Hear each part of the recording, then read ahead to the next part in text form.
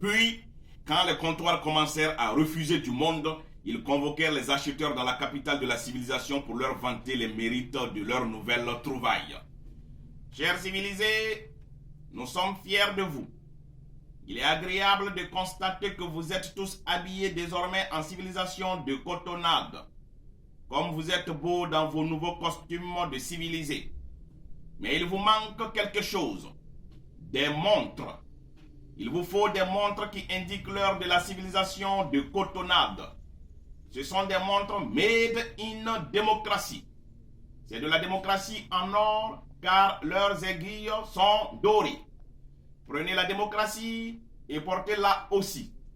Vous serez encore plus beau.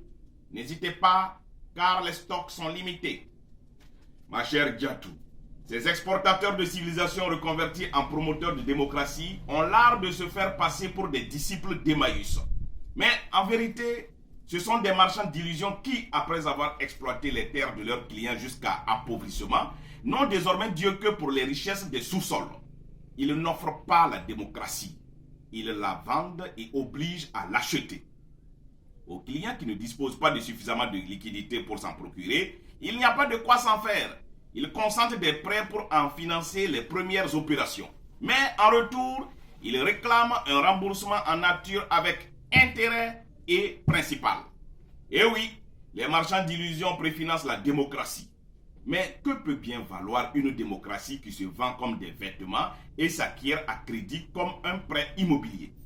La réponse leur importe peu. Ils n'en ont que faire.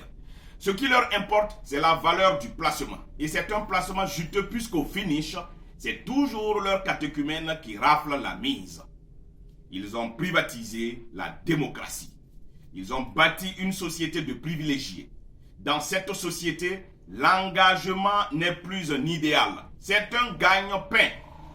Notre monde est en pleine régression. Ce siècle entonne le requiem de la raison et célèbre le triomphe de l'instinct. L'économie n'est plus perçue à retrouver dans